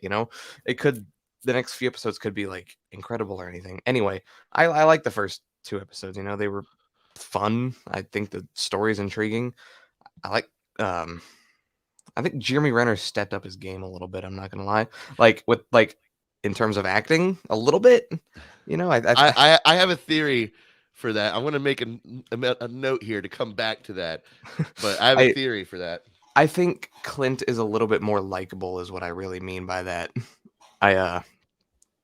You get to kind of dive into his character, as a dad and trying to be home for Christmas. Yeah. And I thought that the other Hawkeye, Kate Bishop, I thought she would be my favorite character. It was Clint. Clint is the one that still stole the show for me. I liked him a lot in this show. Good lad. All right. Well, good. So are you anticipating the 3rd episode? Like, are you going to stick with this one? Yeah. No, I'm sticking with it. I like it a lot. I think I liked Loki more, like the first couple episodes of Loki.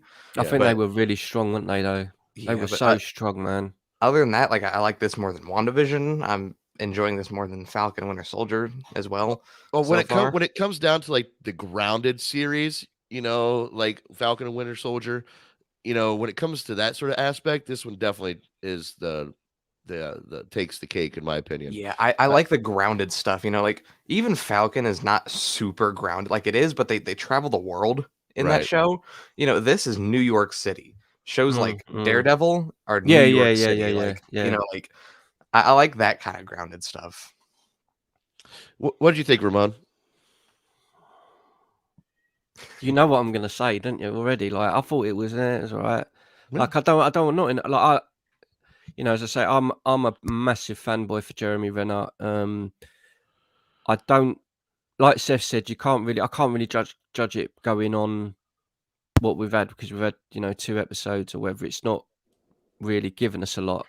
I think my favorite parts of the entire thing, which I don't know whether they should have waited to introduce her into it, because as I'm watching it, I was waiting for more of his footage. And like Seth, the parts with it, like him on the phone to his wife, and Yeah, like those parts with him and his kids, they're the parts of Jeremy Renner in his character that I love. I absolutely love, because you kind of like, I've always got that thing in the back of my mind with him, like I did with Infinity War and Endgame. It was like, is he going to die?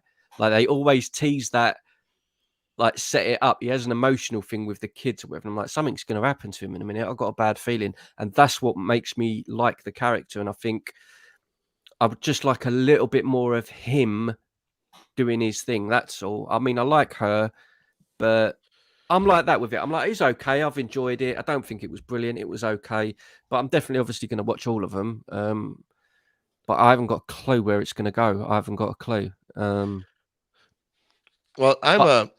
go ahead, Ramon. Sorry, I didn't mean to Sorry, interrupt you. but I'd agree with Seth on saying the Loki started better, because I was watching. Like then the other day I was watching a few reactions, and I was remembering the first or second episode of Loki when he watches the screen and it plays back his life. Do you remember? that was and he sees episode his 1. mum? Yeah. Mate. Like I don't know. I was like just browsing on YouTube as you're doing, like looking at people's reaction, and I forgot how bloody good that was. I've got to say that was such a great episode. And so when I go Hawkeye, I didn't come away with that same feeling of like, mate, you've just stabbed me in the chest. You've really got me there. But yeah, I'm interested to know what happens. And Well, I think we'll that see. will pan out that way. Yeah, I think we'll get they're, some magic. They're building yeah. up to that, especially with this narrative of the Ronin suit. Them getting that back. Like, there's a reason for that. The suit doesn't contain any powers, right? No. Right. Right. It doesn't contain any powers. So why would he care where the suit is? It's something that he wants buried. It's something he wants gone. And there's a reason for that, because that suit is a representation of the worst part of his life to this moment, where his family was gone, his belief system was shattered, and he went around murdering people. And that's something that they're going to have to address in this show. When she finds out that he was also Ronin, she's gonna not believe in him anymore. It's going to happen. Now, real quick, Seth, Jeremy Renner I love that dude, mate. I'm sorry, Jeremy I'm going to say again, I love that dude so much, man. Bringing up his acting game, as Seth said, or maybe the character just seems to have. He's finally having his day, and you're not wrong, but I don't think it's Jeremy Renner stepping up his game. I think them bringing this down to a TV level of production is where I've always said that's where he belongs. That's where that's his wheelhouse. And in saying that, let's just hope that your internet don't work tomorrow. I think you wording it like that is it's unfair. It's unfair to say they brought him down. It's blasphemy. No, it's unfair to say they brought him down to a TV level. No, what they did was they brought him down to a grounded level. Those are two very different things. Yeah. You can have this grounded type of world. Tell him, go on. In one of the movies. You could have made a Hawkeye movie that feels exactly like this, and it would have gutted, you moron. Exactly the same. No. Yeah. I've been saying this the entire time. You've always been wrong. No. Hey, wait a second, can I just please? No. I have to defend myself. All right. 4 months. I'm just going to come at you again after. So For months, I've been saying I think this will work because Jeremy Renner does not work in cinema for me. He's always like he just does not impress me. But TV series, I'm like, dude, this guy's actually pretty good. I can prove you wrong. I can prove you Go wrong. ahead, Ramon. I can prove you wrong. Prove you wrong. Age of Ultron goes straight through the window. None of this makes sense. There's aliens. Blah blah blah. I've got a bow and arrow. You come out there, you're an Avenger. It's one of the most iconic things in the whole of the MCU. Budapest, you and me remember Budapest very differently. Everyone remembers those quotes. So to say that he's not big screen, I'm sorry. No, you're wrong, mate. Go and headbutt the wall. Take off your glasses. Go on. Nah, I understand what you're saying. No, I'm not wrong. As a matter of fact, you're proving my point. You're proving my point. No, I'm not. No, because my point is because he hasn't been bad in any of the movies because he hasn't led them. If you put him in a leading role in a movie, I don't think he would have done. If this was a movie and it had a movie production and he was a lead for it, I don't think it would work. He's also co-lead. He's co-lead of it. He's not going to act differently just because he's. Do you know what, Seth? You don't need to say anything. Santa ain't going to bring him no presents because naughty boys don't get presents. So. No, I'm listen. I'm firm. I'm listening. No, I'm listening, Steve. No, Steve, I'm listening. I'm listening. I've been listening, Steve. I think Disney saw the writing on the wall. They're like, okay, well, we need to give this guy a series because he's gonna bomb if he's in a movie by himself. Oh no! I disagree with that. Do you know what? I disagree. Oh, let's put him in the Bourne series and see how that works out. I love him in that. To be honest, shut up. Didn't work. Shut up. I hope your guitar falls off the wall. All of them. You attack everything I love. Well, no, I don't. You go on. I don't. Go on. You do. You just hate listening to reason. I'm not wrong. Reasons that don't make any sense. Yeah. See, even how does it not make sense? How do I forget? This whole rant that you've been doing, nothing has made sense to me yet. Like I haven't really understood how that works in your mind yet. Like, imagine I don't know how you come to this conclusion. He's not a lead role character. All right, I've got a question for you, in a Steve. movie. Answer this question honestly, Steve. If you see a chimpanzee playing a guitar, he's playing an AC/DC song, and then someone come along with a giant banana and hit him with it, what would you think? What? What would you think? Exactly. That's exactly my point about what you just said. Boom. No. You got nothing. No, I just threw that. The chimpanzee always helps me, man. I don't know what I just said, but I guess my way of thinking is just too far advanced. No, I don't know. I do understand where you're coming from, and I can understand it, but I don't know, with Jeremy Renner, like, wrong. There's just with those. Again, the family moments and stuff in the show, I was just like, this is the guy that I've kind of wanted to see. And all I can hope for, I do have a feeling in my heart that he's going to probably die by the end of it. And if he does, I'd be not happy, but I'll be glad in a way if he goes out, like with a bang, something happens and there's a sacrifice. I'd be like, yeah, because that's the way I think he should go out. I just can't see him being in it past that. And I think that's kind of what he wants. So this is like a passing of the torch? I think so. I might be wrong, but that's just kind of a gut feeling. I don't think they'll kill him off. I think his character deserves to actually just spend the rest of his life with his family and happy on his farm and just like be like, give him the Captain America send off, like he's just going to live the rest of his life happy, that makes the most sense for me. And what makes the most sense for Disney too, because they're like, well, listen, we don't want this shit actor in the rest of our movies, so we're just going to get rid of him and give the mantle to this other chick, Yeah, what they're gonna do, I'm guessing, is you hear this geezer? Yeah. No, he just said it was. Yeah, the geezer with the guitar on him. Yeah. No, I ain't telling him that. You tell. Yeah. My cousin says you're a munchkin. I don't know what that's about, mate. I don't know. He's just saying like this guy's an idiot. You guys are fun. He said your new name is Mary. I don't know what that's about. I'm willing to bet this show will end with Clint retiring from the Hawkeye mantle. Like you said, I don't think he's gonna die. He's not gonna die in this show. Maybe down the line, but not in this show.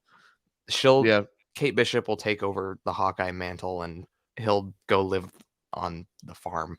It goes back to that finally, thing. that man has been pulled out of retirement like 4 times in the MCU. It goes back to that thing why I'm saying I'm concerned about the MCU going forward long term is because, look, I like her. She's cool. But if you've got her taking over, Valkyrie takes over from Thor. All right, it's not that I'm just saying I'm anti-women in movies, but then if 90% of the leading characters in all these become the MCU, I just don't see the big screen being. I just can't. I'm just being honest. I cannot see thousands of young boys going, yes, I can't wait to go and see a Thor Valkyrie movie. I just can't see it. Like same with I don't think Valkyrie's taking over for Thor. You don't reckon she will? I reckon she take over as the Asgard. Yeah, but Thor, Asgard, but he will only do. Yeah, I can't see Hemsworth sticking around doing another 10-year stint with the MCU. Honestly, do you reckon? Honestly, I do. I see him not. I hope you're right, man. I'll even throw this out there. Seth said it first. There's always been 2 actors, at least specifically in the last couple of years, that I think will never leave the MCU. And if they do, it's not going to be for a very long time. That is Chris Hemsworth and Tom Hiddleston. I don't see them leaving this franchise. Like they've tried to get Loki out like 3 times already, and he just keeps coming back because everyone likes Loki. See that? So, what I'm saying, Steve? See, why can't you set up this be like whole Seth, other man? Story with him now? Like he's got his own show. It's getting season 2. Who knows where they'll go after that? That's why that hashtag exists, man. Be like Seth. Everyone knows it, Seth. Like I'm sitting here all anxious, Steve. Like, what's going to happen? What's going to happen? I don't know what I'm going to have for dinner now. Like, I'm getting cold. And then all of a sudden, he just drops bombs. He just comes in, drops a bomb, and I'm like, it's all going to be okay. It's all going to be okay. Seth said it. Going back to the Ronin thing a little bit, how you bringing up maybe people finding out about him being Ronin. Yeah. There's this arc in the comics, which specifically the run that this show is based on. It's called The Tape, where there's a video of Clint Barton killing someone. Not as Ronin in the comics, but there's a video of that in the comic, just Clint Barton doing it. And it's being auctioned off at an auction. And, clearly we've already seen an auction here, maybe they'll do another one. And, to those who watch Black Widow, the very end of it, what's her, I can't remember her name, but she's in Seinfeld. Yeah, her. The both of them. Dreyfus. Yeah, her.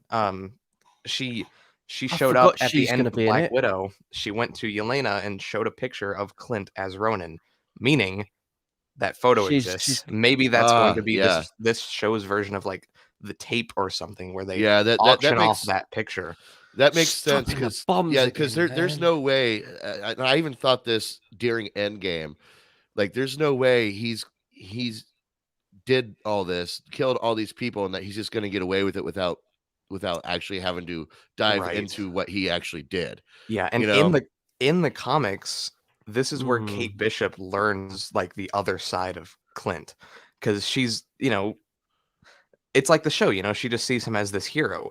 It's the same thing in the comic where she learns about this whole other side of him. Yeah, he's straight up like murdered people, a lot of them.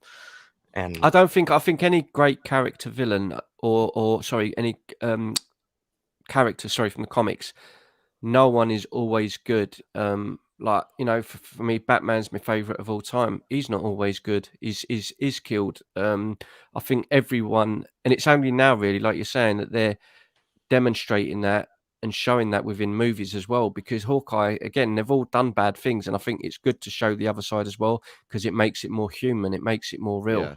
That'd be great. I forgot she was in it, Yelena. I forgot completely. And overall, like going back to my initial review of the first 2 episodes, and especially with this discussion that we all just had, besides where you guys tried to stab me with the pitchfork. No, not at all. Not at all. You were right.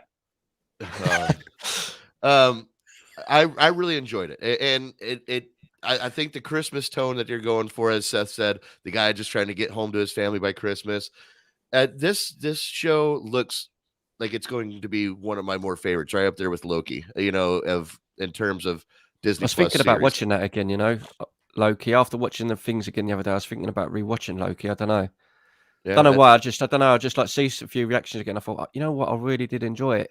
Maybe I should watch it again. I don't know. Well, it would be one of those that, like, I would want to rewatch like the last episode, just to kind of like brush up. Okay, where does this fit into the MCU right now? But in terms of this show, like it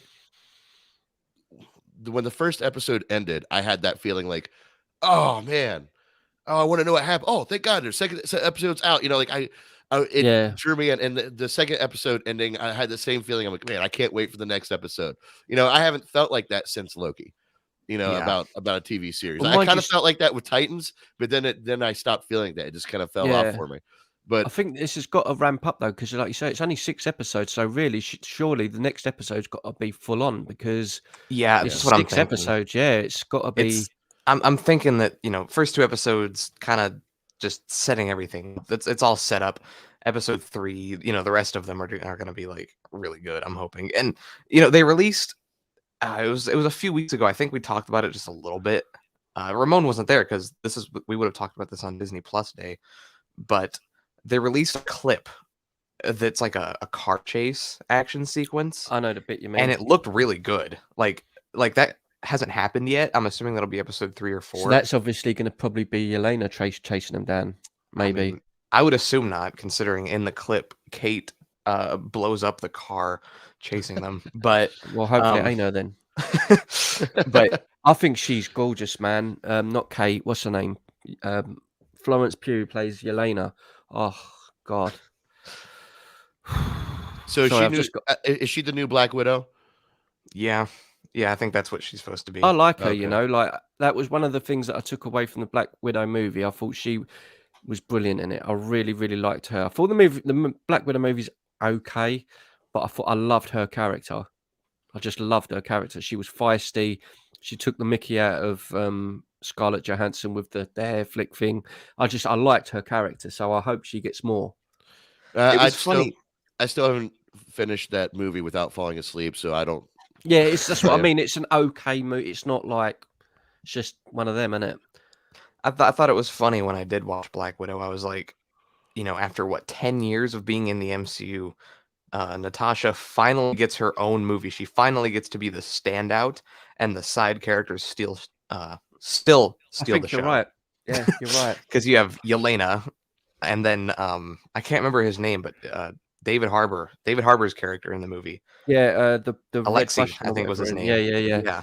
He stole the show too. Him and Yelena were like my favorite. She was fantastic, Yelena. Like I know, like I got a crush on her and everything, but she just had there's certain times, isn't it, where people just have stage presence where they come on screen and they've just got this thing about them, and you're like, I want that character to do more. And she just stole the show. Every scene she was in, she just gobbled up the camera. It was just hers. And yeah, I wouldn't get, again, if it's the right characters and the right actress in a role, I think it can work. And I think she's a prime example of it, because if someone said to me, oh, there's going to be a replacement for Black Widow, I'd be like, no, you can't. Whereas I think she's come in and she's introduced in the right way, and if it sort of pushes over that direction, I'd be like, cool, she's shown she can hold the screen. So yeah, but I'm looking forward to seeing her in Hawkeye, definitely. Oh, wait, hold on, guys. I have a question. Does Elena know that Clint threw her over the edge? Or that's what she's being led to believe. Yeah.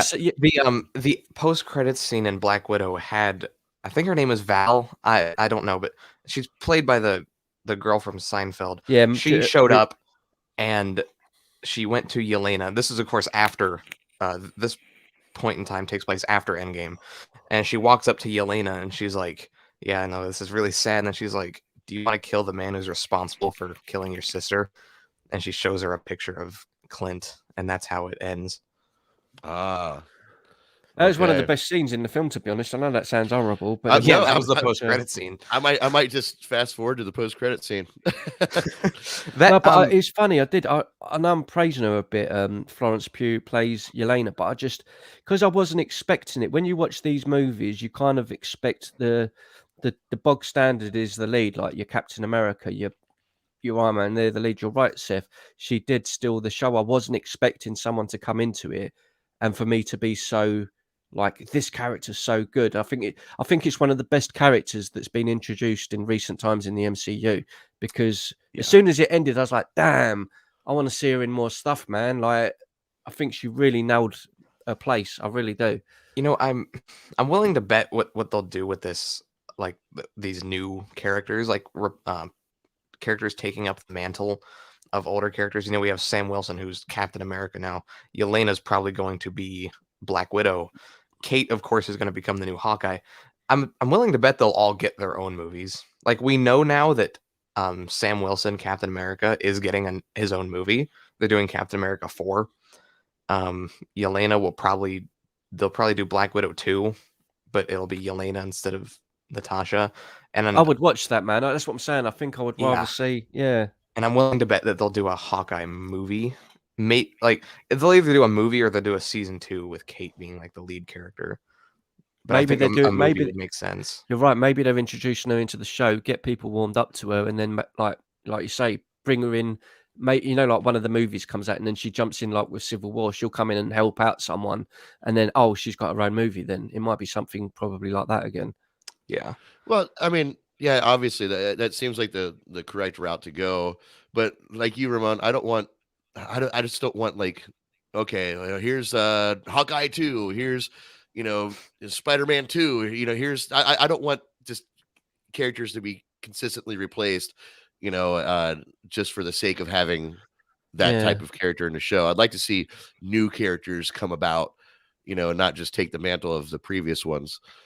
But I think these characters are likable enough, like all these characters, excluding Yelena, in the comics are like fan favorites.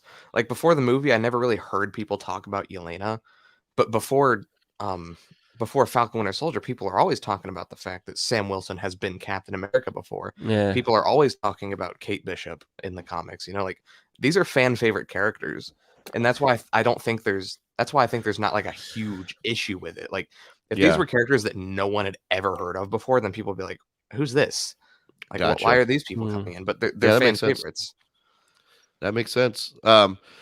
So yeah, episode 3, I'm really looking forward to, and I do like the storyline of Hawkeye, and I think this Disney Plus route is definitely the way to go with him, especially moving forward, and also potentially leading it into a passing of the torch, to the new Hawkeye. I think this makes the most sense. It really does, and I'm impressed with the show. It's giving me all the Christmas vibes, even though my freaking lights don't work anymore after one day. Yeah, I'm down for it. I'm ready. I'm ready to continue with this series and just see where he goes. I want to see him confronted with his Ronin days, and not just the potential of having Yelena like trying to kill him, thinking that he murdered her sister, but also the ramifications legally, because he's a known hunter, he's a known killer. Is that going to get out? It obviously has gotten out. If you guys say that post-credit scene at the end of Black Widow, there's a photo of him in the Ronin suit, like, then obviously that's gone out. But why haven't they gone after him yet? In that light. So there's or maybe they're trying to condition Yelena to kill him instead of the government actually doing. I don't know. There's a lot of nougat in this story. Yeah. And I think I'm really looking forward to the rest of the series. So yeah. Yep. All right then. We've got there is, like you say, there's so much stuff though coming up over the next month of Christmas, because I was looking up the stuff to do like to do on the channel and stuff, and I didn't realize just how much like good stuff we've got coming out over the next month. Right, we've got Spider-Man 14th, we've got The Witcher season 2, which I can't wait for, Matrix, the Hawkeye finale, and at the end of the month you've got Cobra Kai, Book of Boba Fett, and then at the beginning of January and early January, for January, you've got Peacemaker, Scream, Ozark, which I enjoyed, and Morbius. So like over the next 8 weeks, man, we've got so much good stuff to sort of get our teeth into. Yeah, you're right. Yeah, there is. I'm looking forward to it. Like, I'm really excited for Boba Fett. Of course, No Way Home goes without saying. Yeah, right. I'm excited for a lot of those things. I'm Cobra Kai. I can't wait for that. That's gonna be fun. They're just funny, silly, like whatever. Yeah, but I love. I'm so into what they did with that entire franchise. Like It's cool, man. it makes fun of itself, and I dig that. Same. What I can't wait to see Terry Silver as well, man. I hate that guy with the ponytail. I hate him, but I love him. He's such a cool dude, but he's just so nasty and cruel. That's what I mean. We've got a lot of good stuff, and that's just the stuff I was looking up that I want to cover. Like, there's going to be other things that we're going to end up like, other movies that come out. There's a Guardians of the Galaxy thing coming out as well on Disney, isn't there? I only think it's like half hour. Oh yeah, the Christmas special. Yeah, but it's still something again that I want to watch because it's to see all the guys again. So, well, I sent a message out to the group last night. I don't think anyone really wanted to, at least not on the day, but because I said let's do a Christmas Eve watch party, but I could see that being problematic. Except Christmas Eve lands on a Friday. Like, I'll maybe do a Christmas Eve like on a Thursday. I want to do a watch party of Die Hard. Yeah. Good old Bruce. Yep. And maybe I can go into my theory of how what is it? Die Hard is a unofficial sequel to Ghostbusters.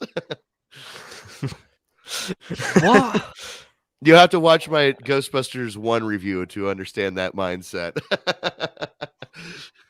Yeah, we've made a. I know he made the Ghostbusters one, but we've made a couple interesting sequel ideas. Like, but then that's the same as Thingy though, because there was always talks. You must have heard these rumors anyway that Showgirls, what we was talking about, was always supposed to be the unofficial sequel to The Exorcist, weren't it? So that was because she was supposed to have because she didn't get over what happened to her.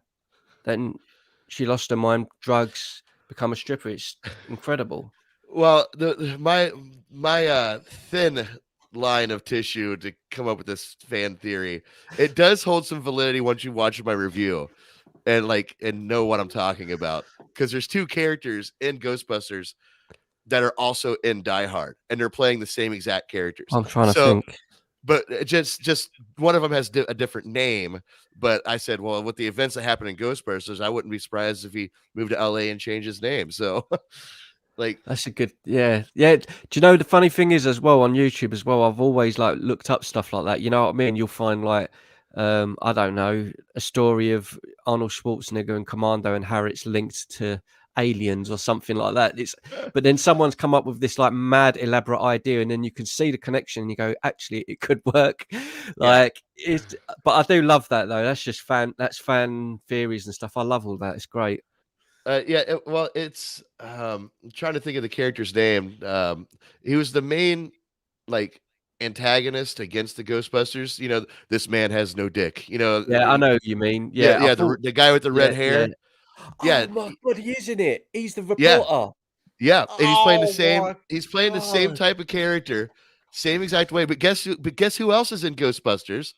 I'm trying to think. Wait a minute. The cop. Think about who the cop was that got him, that escorted him either into or out of jail. Oh my God, yeah. It's the same cop that was in Die Hard that he was chatting with down the whole movie. Yeah.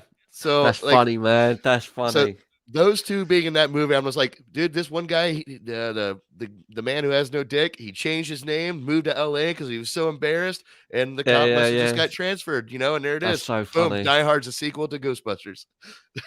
It works. That's crazy, man. That's what I mean. I love all that sort of stuff. That because I've read some online as well. When it comes to the MCU or when Batman versus Superman come out and people come out with these absolutely insane ideas, but then you'll watch a video for 20 minutes and just think that's such a good story. I wish it was a film. There's some of these come out and you end up going, man, that would have been a good movie. Yeah. But that would be funny. That would be funny. Imagine they did. That's what I mean. I'd love someone to grab those. They have no business being tied in together, but I would love to. That's what I mean. It'd be great if someone added something like this in movies, like a famous fan theory kind of thing, but in a sequel to a movie that comes out, they kind of chuck in these two characters, and you're like, oh my God, it is true. It's just a fan geeking out thing, but it's great. I love all that. All right, gentlemen. I think we pretty much well covered it. Is there anything else you guys would like to discuss before we end this show for the day? Let me see. I've got nothing. Oh, there you go. You can help me. Actually, I'm going to do a movie reaction on the channel this coming Friday, right? And I've picked out Christmas movies that I've never watched. So you've probably seen them. So you can pick one. I've never seen Miracle on 34th Street, and I've never seen Home Alone 2. Oh, You've never seen Home Alone 2? No, that's a lie. I have seen that one. Okay. But is Miracle on 34th Street worth watching or not? Yeah, I think it is. Do you like God, what's that other Richard one? Attenborough. What? It's a Wonderful Life. Yes, thank you. Is It's it that kind of a Life. movie? Yeah, it's like It's a Wonderful Life. That I should watch it then. Really, yeah. Because I thought now Christmas is coming, I might as well just because there's so many Christmas movies I've never seen, and that's always been one of those movies I've just never seen. Yeah, that's a good one. Miracle on 34th Street. Is there why'd you say Home Alone 2 if you've seen Home Alone 2? I've just written a list down of all the movies I want to watch over Christmas, like to do reactions to, but I just wanted to watch that again. I've not seen that in so many years. And that when I do the thing at the end of the show where I say you've got to pick one, you guys have got to pick one, right? The other two movies get deleted from existence, but you've got to pick one. Elf, Home Alone, or Die Hard. You can pick one to save. One to save. Yeah, Seth will say Elf. Yeah, for sure. I knew you would say that's why I put it in there. Oh my goodness. I would have to say save Home Alone. Elf, Home Alone, or Die Hard. What would you go with, Seth? Elf. Elf or Home Alone. It's between Elf and Home Alone. That is so difficult. Why did I do that? Oh man, what movie to keep? Elf, Home Alone, or Die Hard? I think I would go with Elf as well because I don't know. That just came out of the blue as a pleasant surprise movie when that came out. We hadn't had a good Christmas, like a new Christmas movie for years, and when that came out, it was the first one in a long, long time that kind of stamped a mark. And like every year, it's one of the big movies now. So yeah, it definitely fell in the rotation.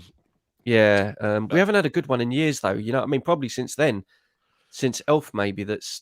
Well, people are so skittish around Christmas movies because there's so many crap ones. You know, the Hallmark Channel alone just literally shits out, really? Christmas content. And it's the same thing, right, Seth?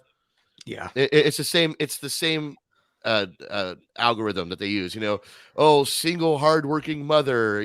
Doesn't have time for love. And then the grandmother / godmother figure.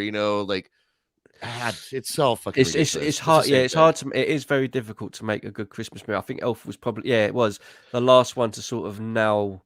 It's such a funny film when I first saw that. Yeah, it is. That Elf is a very good one. Such an idiot, man. I love him. He's such a fool. But I chose. But he's great. I chose Home Alone because just on the nostalgia alone of that movie. But that movie is just embedded into my soul. It's just embedded into my soul way more than Elf is.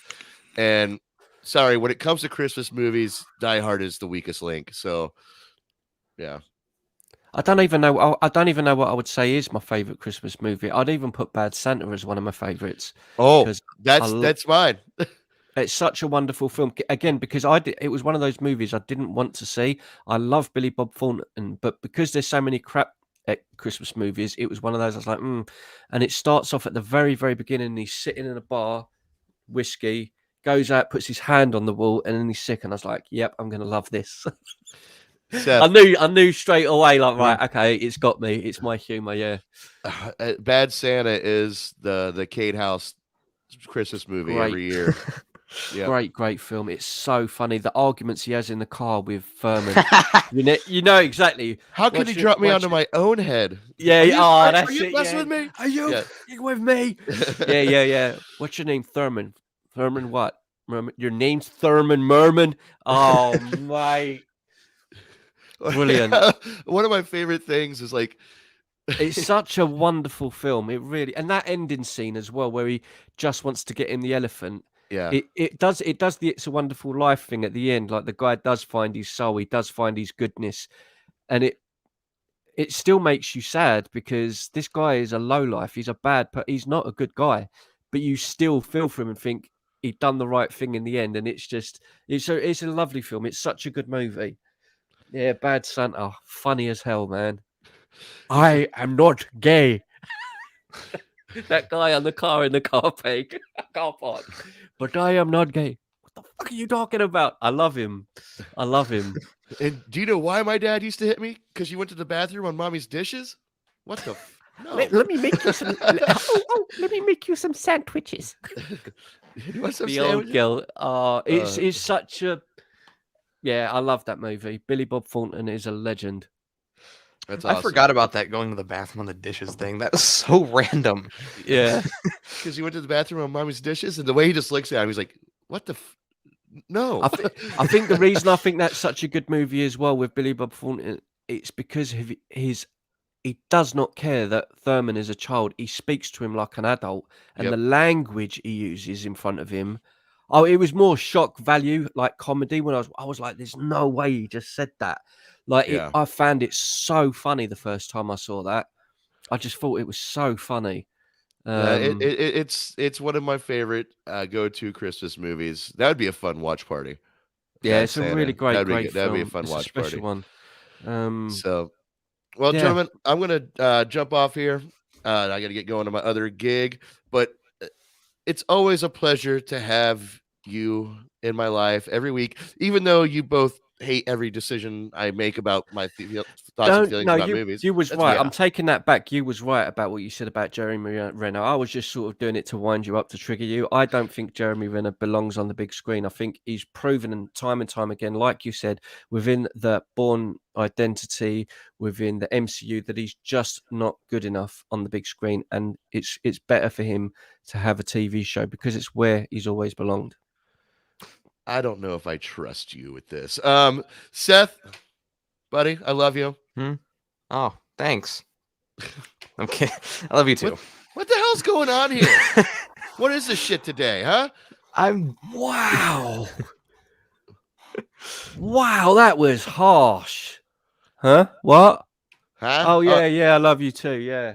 Yeah. All right. Well, everybody, please Stevie. go down to the description below. Subscribe to Ramon's channel, Hit or Miss TV. You can find him on YouTube and all the social medias. The link is in the bottom below. Seth is with me on Film Trigger. I don't know. Maybe he'll start his own channel one day.